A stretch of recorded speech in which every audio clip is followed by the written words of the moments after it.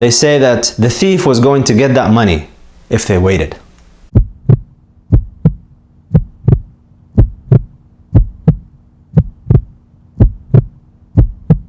Assalamu alaikum. Got a question through Facebook, and the link for my Facebook page is in the description box. So if you guys have questions or topics you would like to hear some comments about, some quick scattered thoughts about, please send me a message through there. I do try to get back to everybody in due time, but again, recognize there's quite a few of you, so it may take me some time to get back. But I promise you, I'm reading your messages. I'll get back to you, inshallah.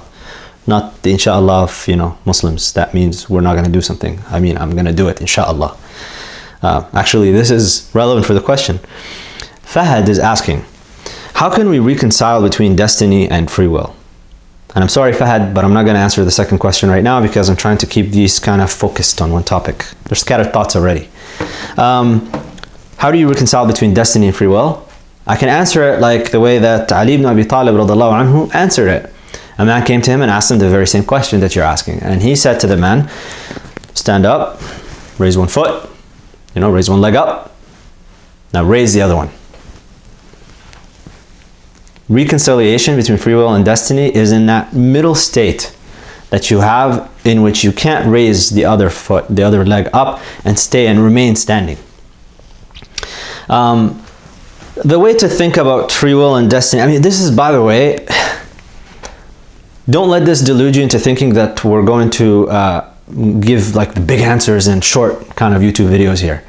I'm just going to give you some ideas, but free will and destiny and all of these are very long subjects that people do lengthy studies that spend lifetimes looking at this stuff. If you just go through the Stanford Encyclopedia of Philosophy, just put free will and see what you get. Like, it's just a lengthy thing. Different schools, and same thing with the Islamic tradition. Go through the Islamic tradition. Many people have talked about it. And this subject has occupied the minds of Muslims for a long time. Allah subhanahu wa ta'ala says in Surah Al-Ahzab, إِنَّا عَرَضْنَا الْأَمَانَةَ عَلَى السَّمَاوَاتِ وَالْأَرْضِ وَالْجِبَالِ فَأَبَيْنَ أَن يَحْمِلْنَهَا وَأَشْفَقْنَ مِنْهَا. That we have presented the trust to the heavens, the earth, the mountains. In other words, to everything in existence. That's really what that's about. It's to everything. We presented this trust. فَأَبَيْنَ أَن يَحْمِلْنَهَا. They all rejected it. Said, nope, I don't think so. وَأَشْفَقْنَ مِنْهَا. And they were even fearful of the prospect of what is this power. It was just, once they got a taste of it through being questioned, that, would you like this?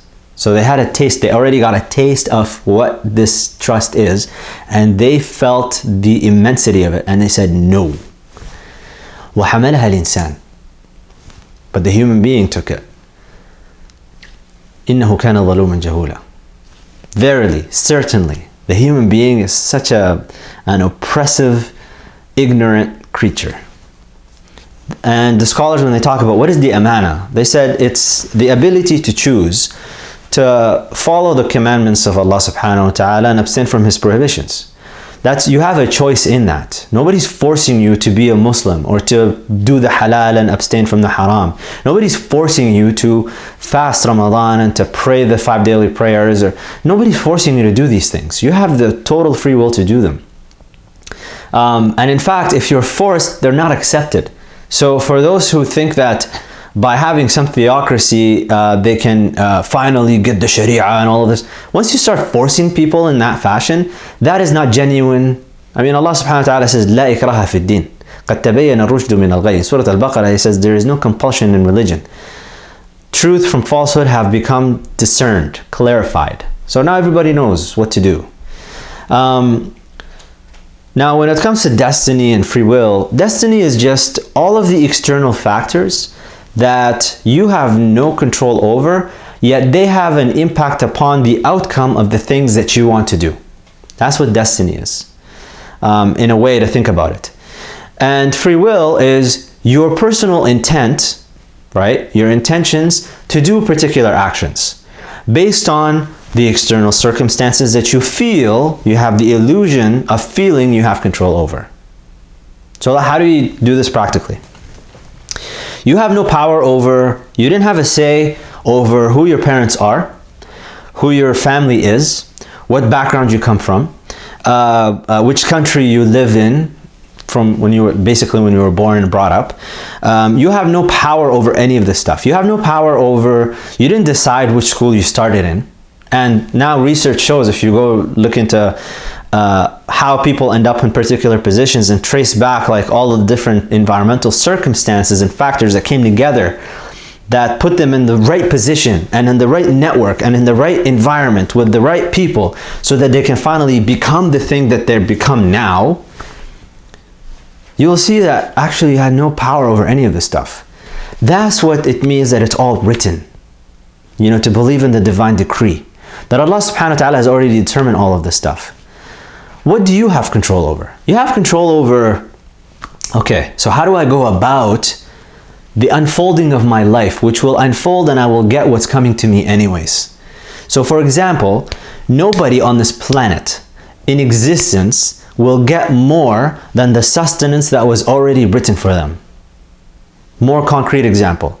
If you're meant to make, let's just say, random number, $10 million throughout your life, that's all the money you're ever gonna make. Know for a sure, for a fact, that you're not going to leave this planet, you're not going to leave this dunya until you get every last cent of it. That's what it means that you're going to make. It's already written for you. So what's the question then? The question is about, well, how do I go about getting this $10 million? If I already know that I'm not going to leave before making every last cent of it. So what do I need to do? Well, you have a couple of choices. You either observe the Sharia and just recognize that cheating people is impermissible. Doing questionable transactions that oppress people and transgress the sacred law is impermissible. Once you know these things and recognize that, well, I'm definitely not going to leave before I make every last cent of it, I'm going to abstain from the haram. And I'm just going to go about my life and try to seek out the halal to my capacity and direct my energy, this energy that I have, which I think falsely, I'm deluded into thinking that I'm standing on my own. You're not standing on your own. This is Allah subhanahu wa ta'ala making you stand up and giving you the power. The question is, where do you direct it? That's where free will comes in. So you're not going to, let's see, you could do really well in your exam, right? There are two ways of doing really well in your exam. You could try to start a cheating ring and figure a way to slip some answers in or hack the system or do whatever. And you could do really well that way. So externally it appears to everybody that you rocked it. Or you could spend your days and nights studying, struggling, going through your material, making sure you know it, and then do well. Either way, the score that you were going to get was the score that you were going to get. You had no final say in that particular score. The question was, how did you go about doing these things? Because the fact is, you could study really hard and do everything really well, and then the day off, something happens. I remember this like yesterday, and I still have nightmares about this. And this was way back in the day. Way back in the day. I was doing calculus in my senior year in high school, grade 12. And at the time, I thought I was really good at this stuff, and I was doing really well at the time, and the exam comes in, and it was on logarithms. I remember this like so vividly. And I studied, and I did all the exercises, and did all the activities, and like I got this. So I go in, and as soon as I sit down, Mrs. Wood comes in, and she gives me my exam paper. I look at this stuff, and it was like blank slate. To me, it all looked like gibberish. I had no idea what was going on in that paper. My mind completely blocked. I don't know what happened. So that's not my doing. I've done and alhamdulillah, things turned out well eventually. At the time, I was devastated. I bombed that test, and I had a second chance at it and stuff. But just at the time, like, okay, so clearly I've done all of the things that I'm supposed to do, but for whatever reason, Allah subhanahu wa ta'ala has determined that brain of yours that's getting to your head a little bit, and you think you're all that and you're all smart. Well, let me just strip you from that for just, a couple of hours during exam time when you really need it. See how you do then. So that's That's where it comes in, like this interaction between free will. And whenever I'm presented with situations, whenever you're presented with situations, the question that should go through your mind is, the outcome will always be the outcome. I don't have control over the outcome. In fact, if you look through a lot of the free will talk and articles and things, a lot of people are talking about the outcome itself. But free will is not about the outcome. And it's not really free because you're constricted with all of these different things. It's about you being presented with a situation and knowing that it's divine decree. It's going to happen. Whatever's going to happen is going to happen, and to be at peace with that. Not to have this attachment that I'm going to control the outcome. You're not going to control it. You're going to control what your intent is, how you direct that energy, right? And wherever it ends up, it ends up. What you're going to live with is how much effort did you put into it? How did you direct it? Did you transgress the law or not? These are the things that really matter in life, because ultimately, when we all pass away, we go into our graves shrouded in a white cloth with nothing from this dunya. Like even that $10 million you're going to make throughout your lifetime, and you're not going to leave with without finally earning the last cent of it and breathing your final breath that was allotted to you. When you go into your grave, you're not taking any of it with you.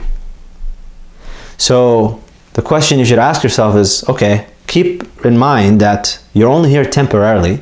How do you go about your life? What choices are you going to make? You know, they say that the thief was going to get that money if they waited, and if they sought it through permissible means. Instead, they didn't. And that's what makes greed, the anxiety over poverty, all of these things problematic. If you don't have, that's why you need to have, that's why it's one of the pillars of faith, belief in the divine decree. Because if you don't believe in that, you will start to go through your life and about your life in all kinds of questionable ways.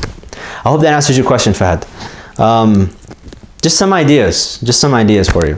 Subhanakallah wa bihamdik, ashhadu an la ilaha illa ant, astaghfiruka wa atubu ilayk.